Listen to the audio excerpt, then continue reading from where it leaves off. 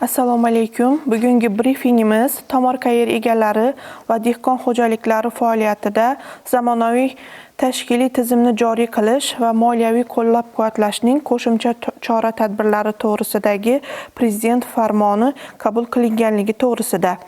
Farmonga ko'ra, O'zbekiston fermer dehqon xo'jaliklari va tomorqa yer egalari kengashi O'zbekiston fermerlari kengashi etib qayta nomlandi.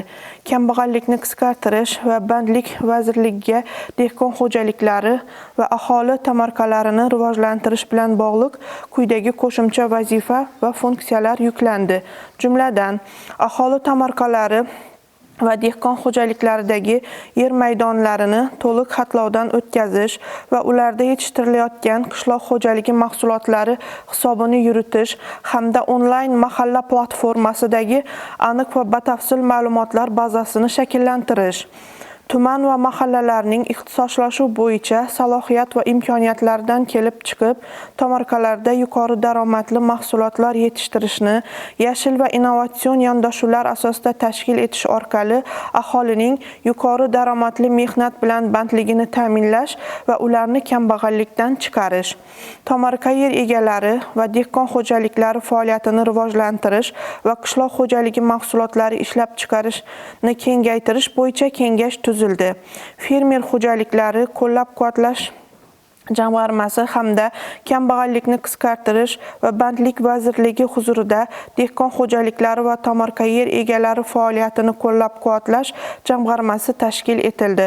Farmonga ko'ra, dehqon xo'jaliklari va tomorqa yer egalari faoliyatini qo'llab-quvvatlash jamg'armasi mablag'lari hisobidan quyidagi moliyaviy qo'llab-quvvatlash tajribalari joriy etildi.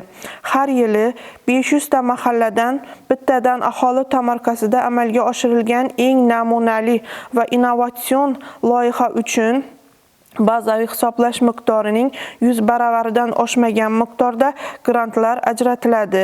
Usta dehqonlar tomonidan qisqa muddatli o'quv kurslari tashkil etish bilan bog'liq xarajatlarni qoplash uchun har bir kurs uchun bazaviy hisoblash miqdorining 15 baravarigacha miqdorda subsidiya ajratiladi.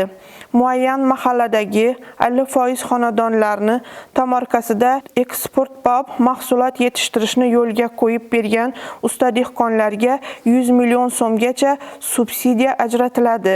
Tomorqa yer egalari va dehqon xo'jaliklari hamda ularga xizmat ko'rsatuvchi subyektlarda tijorat banklari orqali qishloq xo'jaligi mahsulotlarini yetishtirish, ularni qayta ishlash, quritish, saqlash va qadoqlash loyihalari uchun 2 yilgacha imtiyozli davr bilan 7 yilgacha muddatda Markaziy bank asosiy stavkasidan 4% punkti yuqori stavkada kreditlar ajratiladi. Aholi tomorqalari va ijara yerlarida ixcham muzlatkichli omborxonalar, qadoqlash, quritish va qayta ishlash uskunalari, tayyor holdagi issiqxonalar 24 oylik imtiyozli davr bilan 5 yilda bo'lib to'lash sharti bilan lizingga beriladi.